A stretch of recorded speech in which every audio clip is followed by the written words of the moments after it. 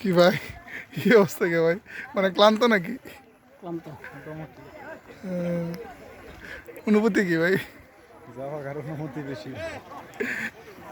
রিয়াদুল, কি করো তুমি?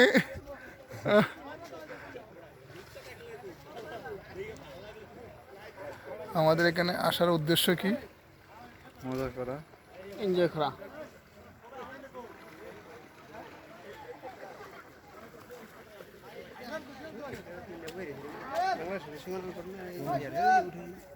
ও উপরে পড়ছে